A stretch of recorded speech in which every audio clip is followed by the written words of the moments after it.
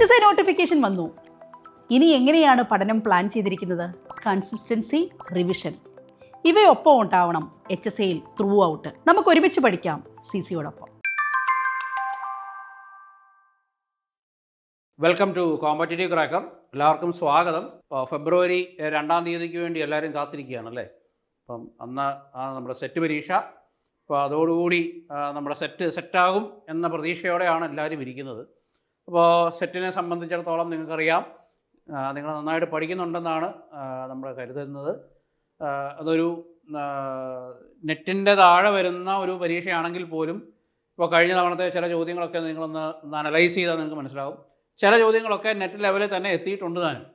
അപ്പോൾ തീരെ സിമ്പിളായിട്ടുള്ള ചോദ്യങ്ങൾ നമുക്ക് ഇത്തവണയും അങ്ങനെ എക്സ്പെക്റ്റ് ചെയ്ത് പൊക്കൂടാ. കുറച്ച് ഹയർ ലെവലിലുള്ള ചോദ്യങ്ങൾ എക്സ്പെക്റ്റ് ചെയ്ത് തന്നെ നിങ്ങൾ പരീക്ഷയ്ക്ക് വേണ്ടി പോകണം. അപ്പോൾ ഇനി ഏകദേശം ഒരു മാസത്തോളമാണ് നിങ്ങളുടെ മുമ്പിലുള്ളത് അല്ലേ? അപ്പോൾ ഈ ഒരു മാസം കൊണ്ട് നിങ്ങൾക്ക് എങ്ങനെ പഠിച്ചെടുക്കാൻ പറ്റും, ഏതൊക്കെ കാര്യങ്ങൾ നിങ്ങൾ ഇമ്പോർട്ടൻസ് കൊടുക്കണം എന്നുള്ള കാര്യങ്ങൾ നിങ്ങളുമായിട്ട് ഡിസ്കസ് ചെയ്യാനായിട്ടാണ് ഈ വീഡിയോ നിങ്ങളിലേക്ക് എത്തുന്നത്. അപ്പോൾ ഈ ഒരു മാസം എന്ന് പറയുന്നത് നമ്മൾ ഇത്രയും നാൾ പഠിച്ച കാര്യങ്ങൾ റിവൈസ് ചെയ്യാനുള്ളതും കുറച്ച് പുതിയ കാര്യങ്ങൾ പഠിക്കാനുള്ളതും കൂടുതൽ എക്സാമുകൾ എഴുതാനുമുള്ളൊരു സമയമായിട്ട് നിങ്ങളിതിനെ പ്രയോജനപ്പെടുത്തണം. അപ്പോൾ നിങ്ങൾക്കറിയാം, ഒരു മോഡൽ എക്സാം നിങ്ങൾക്ക് വേണ്ടി ഷെഡ്യൂൾ ചെയ്ത് കഴിഞ്ഞാൽ നിങ്ങൾ ഇത്രയും കാലം പഠിച്ച എല്ലാ പോർഷൻസിലൂടെയും നിങ്ങൾ ഒരു തവണയെങ്കിലും കടന്നു പോയിട്ട് വേണം നിങ്ങൾ മോഡൽ എക്സാമിന് വേണ്ടി അപ്പിയർ ചെയ്യാൻ അല്ലേ? അപ്പോൾ നിങ്ങൾക്ക് എത്ര ഫാസ്റ്റായിട്ട് പഴയ കാര്യങ്ങൾ റിവൈസ് ചെയ്തെടുക്കാൻ പറ്റുന്നുണ്ടോ അത്രയും നല്ലതാണ് ഇനിയുള്ള കാര്യങ്ങൾ. അപ്പോൾ ഞാൻ നേരത്തെ നിങ്ങളോട് പറഞ്ഞിട്ടുണ്ടായിരുന്നു, നിങ്ങൾ ഒരു കാര്യം സെറ്റിന് വേണ്ടിയാണെങ്കിലും നെറ്റിന് വേണ്ടിയാണെങ്കിലും ഇങ്ങനത്തെ PG ലെവൽ എക്സാമുകൾക്ക് വേണ്ടി പഠിക്കുമ്പോൾ സിലബസ് വളരെ വാസ്റ്റ് ആയതുകൊണ്ട് തന്നെ നിങ്ങളൊരു കാര്യം പഠിക്കുമ്പോൾ അത് അത്രയും ഡീപ്പായിട്ട് പഠിച്ചാൽ വീണ്ടും അത് പഠിക്കേണ്ട ഒരു ഗതികേട് നമുക്ക് വരില്ല എന്ന്. നിങ്ങളൊരു ഫോർമുല നിങ്ങൾ പഠിക്കുകയാണെങ്കിൽ, ഫോർ എക്സാമ്പിൾ ലാപ്ലേസ് ട്രാൻസ്ഫോമിൻ്റെ ഒരു ഫോർമുല നിങ്ങൾ പഠിക്കുകയാണെങ്കിൽ നിങ്ങൾക്കറിയാം അതിനകത്ത് ഏകദേശം 50ഓളം ഫോർമുല നിങ്ങൾക്ക് പഠിക്കാനുണ്ട്. ഈ 50 ഫോർമുലയെ നിങ്ങൾ അത്രയും കൃത്യമായിട്ട് നിങ്ങൾ പഠിച്ചു പോയിട്ടുണ്ടെങ്കിൽ പിന്നെ ആ ഫോർമുല റിവൈസ് ചെയ്യാനായിട്ട് നിങ്ങൾക്ക് സമയം കളയണ്ട. അത് പഠിക്കാൻ മറ്റുള്ളവരെടുക്കുന്ന സമയം കൂടി നിങ്ങൾക്ക് അതിൻ്റെ പ്രോബ്ലംസ് ചെയ്ത് പഠിക്കാൻ, കൂടുതൽ ചോദ്യങ്ങൾ, വേറെ ചോദ്യങ്ങൾ നിങ്ങൾക്ക് ചെയ്ത് പഠിക്കാനായിട്ട് നിങ്ങൾക്ക് ഉപയോഗിക്കാനായിട്ട് പറ്റും അല്ലേ? അപ്പോൾ ആ രീതിയിൽ നിങ്ങൾ പഠിച്ചിട്ടുണ്ടെങ്കിൽ നിങ്ങൾ മോഡൽ എക്സാമുകൾ കൂടുതൽ എഴുതാനായിട്ട് ഈ ഒരു മാസക്കാലം ഉപയോഗിക്കുക. എത്ര അധികം മോഡൽ എക്സാമുകൾ നിങ്ങൾക്ക് എഴുതാവോ അത്രത്തോളം വിജയത്തിലേക്ക് നിങ്ങൾ അടുത്തുകൊണ്ടിരിക്കും. മോഡൽ എക്സാമുകൾ ഒരെണ്ണം പോലും നിങ്ങൾ മിസ്സാക്കരുത്. നേരത്തെ വീക്ക്ലി എക്സാമുകളൊക്കെ ചിലരൊക്കെ സ്കിപ്പ് ചെയ്യുന്നുണ്ട് എന്നൊക്കെ ഇങ്ങനെ അറിഞ്ഞായിരുന്നു. അപ്പോൾ ആ മോഡൽ എക്സാമുകളൊക്കെ വരുമ്പോൾ നിങ്ങൾ എന്ത് വില കൊടുത്തും മോഡൽ എക്സാമുകൾ എഴുതണം. അപ്പം ആ എക്സാം എഴുതുന്നത് കാരണം നമ്മൾ വീക്ക്ലി എക്സാമുകളൊക്കെ എഴുതുക എന്നൊക്കെ പറയുന്നത് ചിലപ്പോൾ 1 മണിക്കൂറായിരിക്കും സമയം ഉണ്ടാവുക, 30 ചോദ്യങ്ങളായിരിക്കും ഉണ്ടാവുക അല്ലേ? അപ്പോൾ ആ ഒരു രീതി മാറി 120 ചോദ്യങ്ങളും നിങ്ങൾക്ക് 3 മണിക്കൂർ സമയം കിട്ടുന്ന രീതിയിൽ, 2 മണിക്കൂർ സമയം കിട്ടുന്ന രീതിയിൽ നിങ്ങൾ ചോദ്യങ്ങൾ ചെയ്ത് തുടങ്ങുമ്പോൾ നിങ്ങൾക്ക് മനസ്സിലാകും മോഡൽ എക്സാം വഴി എത്രത്തോളം ടൈം മാനേജ്മെൻറ്റിൽ ഞാൻ വിജയിച്ചിട്ടുണ്ട്, ടൈം മാനേജ്മെൻറ്റ് ഞാൻ പരാജയമാണ് എന്നുള്ളത് അല്ലേ? അപ്പോൾ ആ ഒരു കാരണം മറ്റേതെന്ന് പറയുന്നത് വളരെ മിനിയേച്ചർ വേർഷനാണ്. വീക്ക്ലി എക്സാം എന്ന് പറയുന്നത് മിനിയേച്ചർ വേർഷനാണ്. ഒരാഴ്ച നിങ്ങൾ പഠിച്ച കാര്യങ്ങൾ മാത്രമാണ് ആ ഒരു ആഴ്ചത്തെ വീക്ക്ലി എക്സാമിന് നിങ്ങളോട് ചോദിക്കുക. പക്ഷേ മോഡൽ എക്സാമിന് നിങ്ങൾ പഠിച്ച എല്ലാ കാര്യങ്ങളും നിങ്ങൾ ഈ പരീക്ഷയ്ക്ക് വേണ്ടി നിങ്ങൾ അപ്ലൈ ചെയ്യുകയാണ്. അപ്പോൾ നിങ്ങൾക്ക് മനസ്സിലാകും നിങ്ങളുടെ വീക്ക്നെസ് എവിടെയാണ്, നിങ്ങളുടെ സ്ട്രെങ്ത് എവിടെയാണ്, വീക്ക്നെസ് എവിടെയെന്ന് കൃത്യം ഐഡൻറ്റിഫൈ ചെയ്ത് ആ വീക്ക്നെസ്സിൻ്റെ ഹോൾ നിങ്ങൾക്ക് അടയ്ക്കാൻ പറ്റിയ സക്സസ് നിങ്ങൾക്ക് നിങ്ങളുടെ ഭാഗത്തായിരിക്കും. മനസ്സിലായോ? ടൈം മാനേജ്മെൻറ്റിലാണോ ഞാൻ വീക്ക്, മെമ്മറി പവറിലാണോ ഞാൻ വീക്ക്, പ്രോബ്ലം സോൾവിങ്ങിൻ്റെ പ്രശ്നങ്ങൾ എനിക്ക് ഇനിയും ബാക്കി കിടപ്പുണ്ടോ അല്ലേ?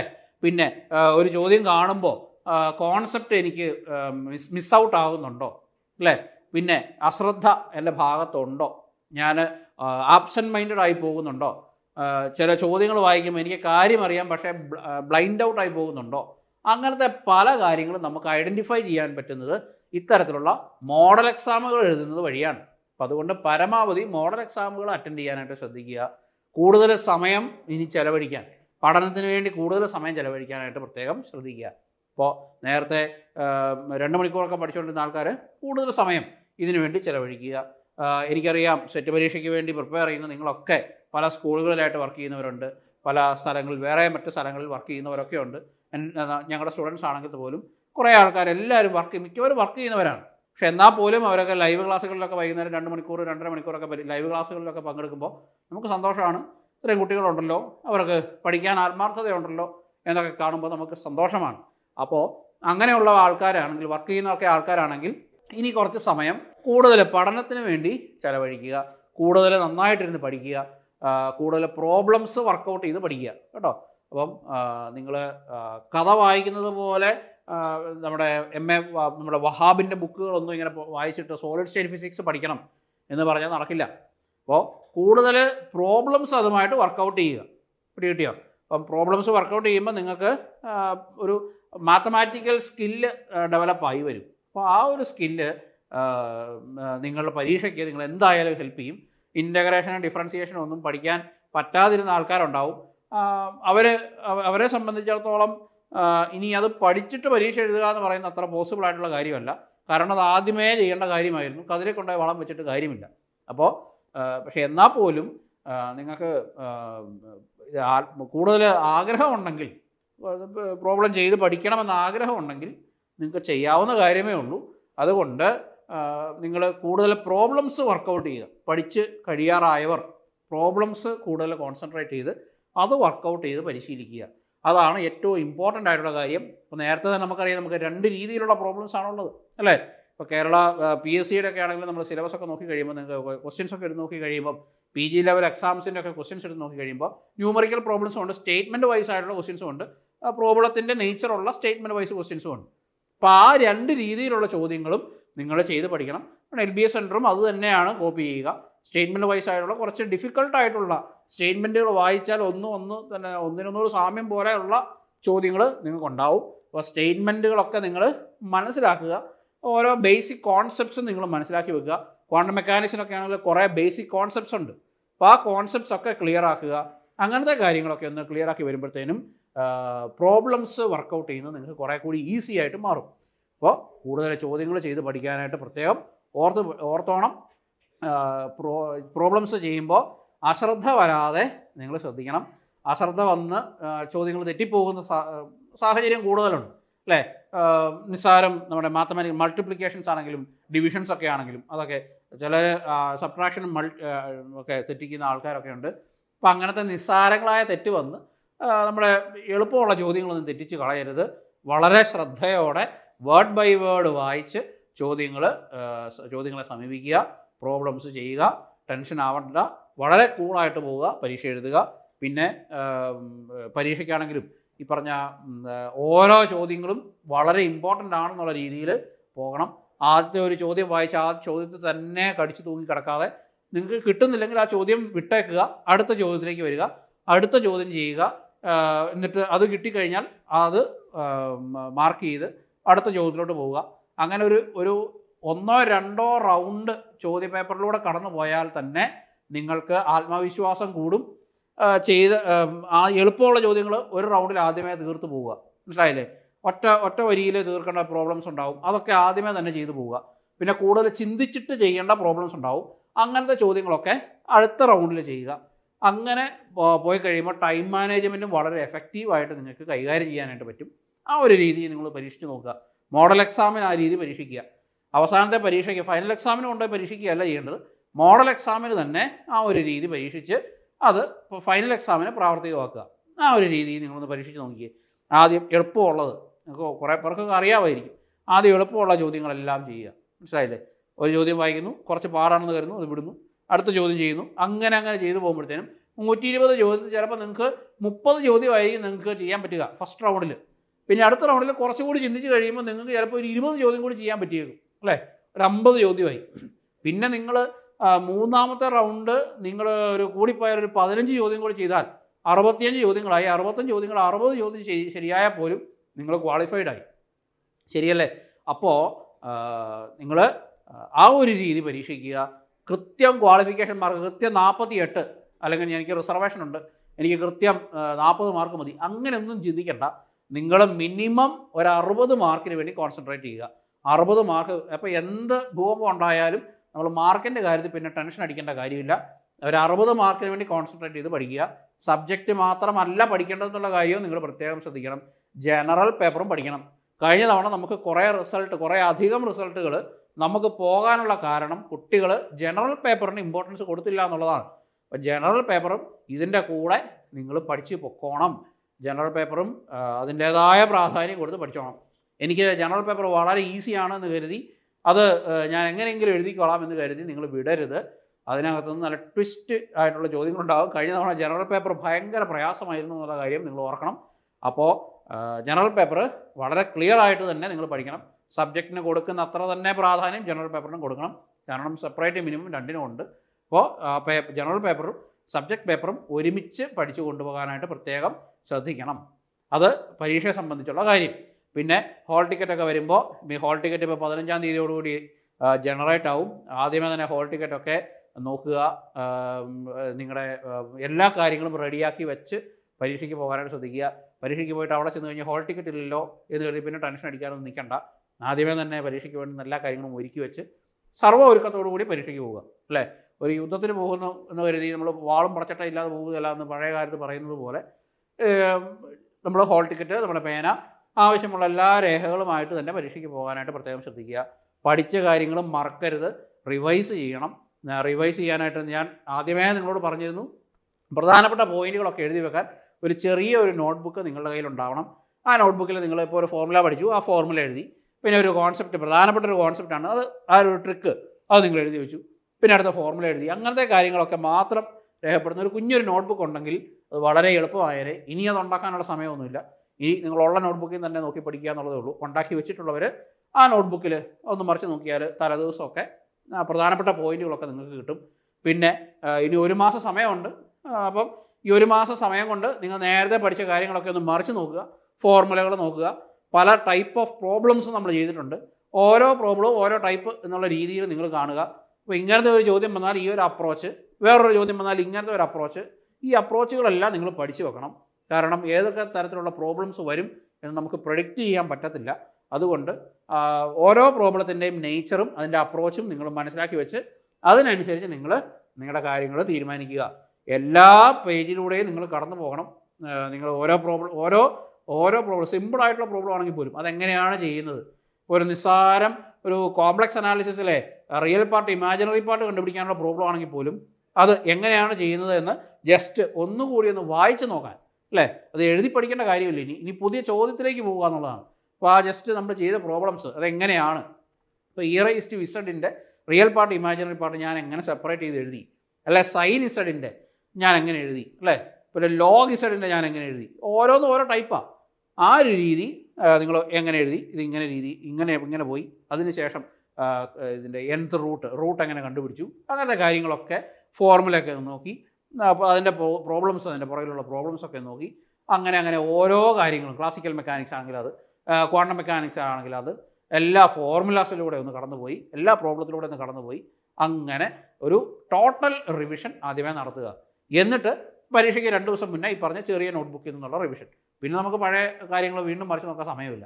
അപ്പോൾ അങ്ങനെ റിവൈസ് ചെയ്ത് നിങ്ങൾ പഴയ കാര്യങ്ങൾ പഠിച്ചത് ഒന്നുകൂടി ഉറപ്പിക്കുക കേട്ടോ. എന്നിട്ട് പരീക്ഷ എഴുതാനായിട്ട് പോവുക. നിങ്ങളിപ്പോൾ 1 മാസം ഉണ്ടല്ലോ, ഇനി ഫുൾ റിവിഷൻ ആണോ എന്ന് നിങ്ങൾ സംശയിച്ചേക്കാം. അല്ല, നിങ്ങൾ പഠിക്കേണ്ട കാര്യങ്ങളും പഠിക്കുക, മനസ്സിലായില്ലേ. എന്നിട്ട് ഞാൻ പറഞ്ഞു പഠിക്കാനായിട്ട് സമയം കൂടുതൽ ചിലവഴിക്കണമെന്ന് പറഞ്ഞു. അപ്പോൾ ഒരു സമയത്തിൻ്റെ 75% നിങ്ങൾ പുതിയ കാര്യങ്ങൾ പഠിക്കുക, സമയത്തിൻ്റെ 25% നിങ്ങൾ റിവിഷന് വേണ്ടി വിനിയോഗിക്കുക. പിടികിട്ടിയോ? അപ്പോൾ നിങ്ങൾ 10 മണിക്കൂർ പഠിക്കുന്നുണ്ടെങ്കിൽ ആ 10 മണിക്കൂർ 7.5 മണിക്കൂറും നിങ്ങൾ പുതിയ കാര്യങ്ങൾ പഠിച്ചോളൂ. ഇപ്പോൾ നിങ്ങൾ പഠിക്കാത്ത കണ്ടൻസ്ഡ് മാറ്റർ, പഠിക്കാത്ത അറ്റോമിക് ഫിസിക്സ്, പഠിക്കാത്ത ന്യൂക്ലിയർ ഫിസിക്സ്, പഠിക്കാത്ത മാത്തമാറ്റിക്കൽ ഫിസിക്സ്, അതൊക്കെ നിങ്ങൾ പഠിക്കുക. എന്നിട്ട് പിന്നെ 2.5 മണിക്കൂർ നേരത്തെ പഠിച്ച കാര്യങ്ങൾ, ക്ലാസിക്കൽ മെക്കാനിക്സ്, അത് റിവിഷൻ കഴിഞ്ഞു. 2 ദിവസം കൊണ്ട് അതിൻ്റെ റിവിഷൻ കഴിഞ്ഞു. പിന്നത്തെ ദിവസം നിങ്ങൾ ബാക്കി ഇലക്ട്രോഡൈനാമിക്സ് എടുത്തു, അതിൻ്റെ റിവിഷൻ കഴിഞ്ഞു. അങ്ങനെ പഠനവും റിവിഷനും ഒരുമിച്ച് കൊണ്ടുപോകാനായിട്ട് നോക്കുക. പഴയ പോലെ ഒരാഴ്ച കഴിഞ്ഞിട്ട് റിവൈസ് ചെയ്യാം എന്ന് വെക്കരുത്. ഓരോ ദിവസവും നിങ്ങൾ റിവൈസ് ചെയ്യണം. ആ ഒരു രീതി നിങ്ങളെ പഠനത്തിൽ ഒത്തിരി സഹായിക്കും. പഠിച്ച കാര്യങ്ങൾ മറക്കാതിരിക്കാൻ ഒത്തിരി ഹെൽപ്പ് ചെയ്യും. അക്കാര്യം പ്രത്യേകം ശ്രദ്ധിക്കുക. പിന്നെ ഇനി കാലാവസ്ഥ ചൂട് കൂടിയൊക്കെയാണ് വരുന്നത്. അപ്പോൾ നമുക്ക് ചൂട് കൂടുമ്പോൾ സ്വാഭാവികമായിട്ടും നമ്മുടെ തലയ്ക്കും ചൂടുള്ളത് കൊണ്ട്, അല്ലേ, നമ്മൾ പെട്ടെന്ന് സ്ട്രെയിൻഡ് ആവും, നമ്മുടെ ഇമോഷണൽ ബാലൻസ് പോവും. അപ്പോൾ വളരെ ശാന്തമായിട്ട് പഠനത്തെ സമീപിക്കാനായിട്ട് ശ്രദ്ധിക്കുക. ഇപ്പം വെള്ളമൊക്കെ ഇഷ്ടം പോലെ കുടിച്ച് രോഗങ്ങൾ വരാതിരിക്കാനായിട്ട് ശ്രദ്ധിക്കുക. പരീക്ഷയുടെ ദിവസം രോഗം വന്നിട്ട് നല്ല പനിയായി, ജലദോഷമായി, വയറിളക്കമായി എന്നൊക്കെ പറഞ്ഞ് പരീക്ഷയുടെ ചാൻസ് മിസ്സാക്കരുത്. ഭക്ഷണത്തിനാണെങ്കിലും കുടിവെള്ളത്തിലാണെങ്കിലും ഒക്കെ സൂക്ഷിക്കുക. എല്ലാ കാര്യങ്ങളും ആരോഗ്യം ശ്രദ്ധിക്കുക. ഇനിയുള്ള സമയം ആരോഗ്യമൊക്കെ ശ്രദ്ധിച്ച് വളരെ ഊർജ്ജസ്വലമായിട്ട് പ്രിപ്പയർ ചെയ്ത് പോയി പരീക്ഷ എഴുതുക. ടെൻഷൻ, മാനസികമായിട്ടുള്ള ആരോഗ്യവും ശാരീരികമായിട്ടുള്ള ആരോഗ്യവും നിങ്ങൾ ശ്രദ്ധിക്കണം. പരീക്ഷയുടെ ടെൻഷനാണെന്ന് കരുതി നാട്ടുകാരെ മുഴുവൻ വെറുപ്പിക്കാൻ നിൽക്കരുത്. വീട്ടുകാരെ വെറുപ്പിക്കുന്ന ആൾക്കാരുണ്ട്, നാട്ടുകാരെയും വെറുപ്പിക്കുന്ന ആൾക്കാർ. അപ്പോൾ അതൊക്കെ പരീക്ഷയാണെന്ന് കരുതി എനിക്ക് എൻ്റെ കാര്യം മാത്രം നോക്കുന്നു, അങ്ങനെ ആ ഒരു ചിന്തയൊന്നും വരാതെ പഠനത്തിന് വേണ്ടി കൂടുതൽ സമയം ചെലവഴിച്ച് മറ്റുള്ളവരെയൊക്കെ ഒന്ന് പറഞ്ഞ് മനസ്സിലാക്കി, അല്ലേ? ഇപ്പോൾ ചിലർ എന്നെ വിളിച്ച് പറയാറുണ്ട്, ഞാൻ കൂടുതൽ പഠിക്കുന്നു എന്ന് കരുതി എൻ്റെ പാർട്ട്ണർ എന്നോട് വഴക്കിടാറുണ്ട് എന്നൊക്കെ പറഞ്ഞു. അപ്പം അങ്ങനത്തെ കാര്യങ്ങളൊക്കെ ഒന്ന് ഒഴിവാക്കി എല്ലാവരെയൊക്കെ ഒന്ന് പറഞ്ഞ് മനസ്സിലാക്കിയാൽ മതി. ഇനി ഒരു മാസത്തേക്ക് ഞാൻ പഠനത്തിലായിരിക്കും എന്നൊക്കെ ഒന്ന് പറഞ്ഞ് കൂടുതൽ പഠിക്കാനായിട്ട് ശ്രദ്ധിക്കുക. ഇപ്പോൾ റിവിഷൻ മറക്കണ്ട, പ്രോബ്ലം ചെയ്ത് പഠിക്കുന്ന കാര്യങ്ങളും മറക്കണ്ട, കോൺസെപ്റ്റുകൾ എല്ലാ കാര്യങ്ങളും ഒന്നുകൂടെ ഒന്ന് ഓർത്ത് വെക്കാനായിട്ട് പ്രത്യേകം ശ്രദ്ധിക്കുക. അങ്ങനത്തെ കാര്യങ്ങളൊക്കെ ഒന്ന് ഓർക്കുക. അപ്പോൾ നല്ലൊരു പരീക്ഷ നിങ്ങൾക്ക് ആശംസിക്കുന്നു, നല്ലൊരു റിവിഷൻ കാലവും നിങ്ങൾക്ക് ആശംസിക്കുന്നു. അതോടൊപ്പം പ്രധാനപ്പെട്ട ഒരു കാര്യം പറയാനുള്ളത്, നമ്മൾ സെറ്റ് 2.1 അസ്ത്ര ടീം 10 days ക്രാഷ് ബാച്ച് ആരംഭിക്കുകയാണ്. അപ്പോൾ 10 days ക്രാഷ് ബാച്ച് എന്ന് പറയുമ്പോൾ 10 ദിവസം 2 മണിക്കൂർ വെച്ച് 20 മണിക്കൂർ കൊണ്ട് നിങ്ങൾക്ക് പ്രോബ്ലംസ് ഡിസ്കസ് ചെയ്യുക എന്നുള്ള ഒരു രീതിയാണ്. ഇപ്പം പ്രോബ്ലം ഡിസ്കസ് ചെയ്യുക എന്ന് പറയുമ്പോൾ വേറെ ഒരു കാര്യവും ഞങ്ങൾ പഠിപ്പിക്കാൻ ഉദ്ദേശിക്കുന്നില്ല. ഈ 10 days ക്രാഷ് ബാച്ചിൽ ജോയിൻ ചെയ്യുന്ന ആൾക്കാർക്ക് നിങ്ങളെ പ്രോബ്ലംസിലൂടെ കോൺസെപ്റ്റ് മനസ്സിലാക്കി പ്രധാനപ്പെട്ട ഭാഗങ്ങൾ ഏതൊക്കെയാണ് പഠിക്കേണ്ടത് അതുമായിട്ട് ബന്ധപ്പെട്ട പ്രോബ്ലംസ് പഠിപ്പിച്ച് നിങ്ങളെ പരീക്ഷയ്ക്ക് ഒരുക്കുക എന്നുള്ള രീതിയാണ്. നമുക്ക് പല തവണയും ഈ 10 days ക്രാഷ് ബാച്ചിലൂടെ വരുന്ന ആൾക്കാരിൽ നിന്ന് നമുക്ക് റിസൾട്ട് കിട്ടിയിട്ടുണ്ട്. അവരും അത്ഭുതങ്ങൾ ചെയ്യാൻ കഴിവുള്ളവർ തന്നെയാണ്. അപ്പോൾ അതുകൊണ്ട് 10 days ക്രാഷ് ബാച്ച് വളരെ സീരിയസ് ആയിട്ട് തന്നെ നിങ്ങൾ എടുക്കുക. പക്ഷേ നിങ്ങൾ 10 day കൊണ്ട് അതിലെ 2 മണിക്കൂർ എന്ന് പറയുമ്പോൾ 2 മണിക്കൂർ മാത്രം പഠിക്കുന്നു എന്നുള്ളതല്ല, നിങ്ങളുടെ പഠനത്തിൻ്റെ 2 മണിക്കൂർ പ്രോബ്ലം ചെയ്യാനായിട്ട് നമ്മളോടൊപ്പം പ്രധാനപ്പെട്ട ഭാഗങ്ങളിലെ പുതിയ പ്രയാസമേറിയ വ്യത്യസ്തമായിട്ടുള്ള പ്രോബ്ലംസ് ചെയ്യാനായിട്ട് ആ ഒരു സമയം വിനിയോഗിക്കുക എന്നുള്ളതാണ് നമ്മുടെ ഉദ്ദേശം. അപ്പം നിങ്ങളും ഞങ്ങളുടെ പ്രിയപ്പെട്ട സ്റ്റുഡൻസ് തന്നെയാണ്. അക്കാര്യത്തിലും 10 ദിവസം ഉള്ളല്ലോ എന്ന് കരുതി ബന്ധത്തിനൊരു വിള്ളലും നമ്മൾ ഉണ്ടാക്കുന്നില്ല. അപ്പോൾ ആ ഒരു കാര്യവും നിങ്ങളുടെ മനസ്സിൽ സൂക്ഷിക്കുക. നമ്മുടെ ഈ താഴെ കാണുന്ന നമ്പറിൽ നിങ്ങളൊന്ന് വിളിച്ചു ചോദിച്ചാൽ ഏതൊക്കെ സബ്ജക്റ്റുകൾക്കാണ് 10 day ക്രാഷ് ബാച്ച് നമ്മൾ ആരംഭിക്കുന്നത് എന്ന് നിങ്ങൾക്ക് കൂടുതൽ വിവരങ്ങൾ ലഭിക്കുന്നതാണ്. ഫിസിക്സിന് എന്തായാലും ഉണ്ട്, മറ്റ് സബ്ജക്റ്റുകൾക്കുള്ള വിവരങ്ങൾ താഴെ കാണുന്ന നമ്പറിൽ ചോദിച്ചാൽ നിങ്ങൾക്ക് കിട്ടും. അപ്പോൾ 10 day ക്രാഷ് ബാച്ചിൻ്റെ കാര്യം നിങ്ങളൊന്ന് ഓർത്ത് വെക്കുക. അപ്പോൾ സെറ്റ് പാസ്സാകുന്നത് നിങ്ങൾക്കറിയാം. ഇപ്പോൾ HSST വിളിച്ചു, HSIക്കും സെറ്റ് അടിസ്ഥാന യോഗ്യതയാക്കിയിട്ടുണ്ട്, അല്ലേ? ആ സെറ്റ് യോഗ്യതയുള്ളവർക്ക് അതും എഴുതാനുള്ള അവസരമുണ്ട്. അപ്പോൾ ഇനിയും ഈ പരീക്ഷകളൊന്നും അവസാനത്തെ പരീക്ഷകളൊന്നും അല്ല, ഇനിയും പരീക്ഷകൾ വരുന്നുണ്ട്. ഇനി സ്കൂളുകളിലൊക്കെ ഒഴിവുകൾ വരുന്ന സമയങ്ങളാണ്. അപ്പോൾ അതുകൊണ്ട് സെറ്റ് പാസ്സാകുന്നത് കൊണ്ട് ഒരു പ്രശ്നവുമില്ല. സെറ്റ് ആദ്യത്തെ അവസരത്തിൽ തന്നെ ഈ വരുന്ന അവസരത്തിൽ തന്നെ പാസ്സാകുക എന്നുള്ളത് നമ്മുടെ ലക്ഷ്യമാക്കുക. ആ ഒരു രീതിയിൽ നിങ്ങൾ പ്രിപ്പയർ ചെയ്യണം. അപ്പോൾ സെറ്റ് പരീക്ഷയ്ക്ക് വേണ്ടിയുള്ള നല്ലൊരു പഠനം ഈ ഒരു മാസക്കാലം നിങ്ങൾക്ക് നടത്താൻ പറ്റട്ടെ എന്ന് ആശംസിക്കുന്നു. ഈ 10 ദിവസത്തിൻ്റെ കാര്യവും മറക്കണ്ട. അപ്പം കൂടുതൽ ഡീറ്റെയിൽസിനായിട്ട് ഈ നമ്പറിലും വിളിച്ചു ചോദിച്ചാൽ ഈ 10 ദിവസത്തിൻ്റെ കാര്യം നിങ്ങൾക്ക് മനസ്സിലാക്കാൻ പറ്റും. അപ്പോൾ നന്നായിട്ട് പഠിക്കുക, കൂടുതൽ സമയം ഇരുന്ന് അധ്വാനിക്കുക. പ്രതിഫലത്തെപ്പറ്റി ചിന്തിക്കാതെ അധ്വാനിച്ചു എന്ന് പറഞ്ഞതുപോലെ തന്നെ നിങ്ങൾ റിസൾട്ടിനെ പറ്റിയോ പരീക്ഷയെ പറ്റിയോ ഒന്നും നിങ്ങൾ പഠിക്കുന്ന സമയത്ത് നിങ്ങൾ ആലോചിക്കേണ്ട. വളരെ ആത്മാർത്ഥതയോടെ ഇരുന്ന് പഠിക്കുക. ഫോണൊക്കെ ഒന്ന് മാറ്റി വെച്ച് മറ്റ് ചിന്തകളൊക്കെ ഒന്ന് മാറ്റി വെച്ച് വളരെ ഏകാഗ്രതയോടെ ഇരുന്ന് പഠിച്ചാൽ നിങ്ങൾക്ക് കിട്ടാവുന്ന പരീക്ഷ തന്നെയാണ് സെറ്റ്. അത്ര അതിബുദ്ധിയുള്ളവർക്ക് മാത്രം കിട്ടുന്ന പരീക്ഷയായിരുന്നു സെറ്റെങ്കിൽ വിജയ ശതമാനം ഇതിലും വളരെയധികം താഴ്ന്നു പോയേനെ. അതുകൊണ്ട് അങ്ങനത്തെ ടെൻഷനൊന്നും വേണ്ട. വളരെ നന്നായിട്ടിരുന്ന് പഠിക്കുക, കൂളായിട്ട് പോയി പരീക്ഷ എഴുതുക, നിങ്ങളുടെ കഴിവിൻ്റെ പരമാവധി പരീക്ഷയിൽ പെർഫോം ചെയ്യുക. അങ്ങനെ നിങ്ങൾക്ക് നല്ലൊരു വിജയം കിട്ടട്ടെ. 2 പേപ്പറും തുല്യ പ്രാധാന്യത്തോടെ കാണാനും മറക്കരുത്. ജനറൽ പേപ്പറും സബ്ജക്റ്റ് പേപ്പറും നിങ്ങൾ ഒരേപോലെ പഠിച്ച് കൊണ്ടുപോയി പരീക്ഷയ്ക്ക് നല്ലൊരു പെർഫോമൻസ് കാഴ്ചവെക്കുക. So wish you all the best and we will see you with another video. നിങ്ങളെ സഹായിക്കാനായിട്ട് കോമ്പറ്റീറ്റീവ് ക്രാക്കർ നിങ്ങളോടൊപ്പം ഉണ്ടാവും. അപ്പോൾ ഇനി പരീക്ഷ എടുക്കുമ്പോഴത്തേനും പ്രോബ്ലംസും ഒക്കെ ഡിസ്കസ് ചെയ്യാനായിട്ട് ഞങ്ങൾ വീണ്ടും വരുന്നതാണ്. കൂടുതൽ പ്രോബ്ലംസ് ഒക്കെ ഡിസ്കസ് ചെയ്യാൻ, ഫിസിക്സിൻ്റെ പ്രോബ്ലംസ് ഒക്കെ ഡിസ്കസ് ചെയ്യാനായിട്ട് ഞങ്ങൾ നിങ്ങളോടൊപ്പം ഉണ്ടാവും. മെഗാ റിവിഷൻ വരുന്നുണ്ട്. അതിന് എല്ലാ കാര്യങ്ങളും നമ്മൾ നടത്തുന്നതാണ്. So we will see you with another video. Thank U.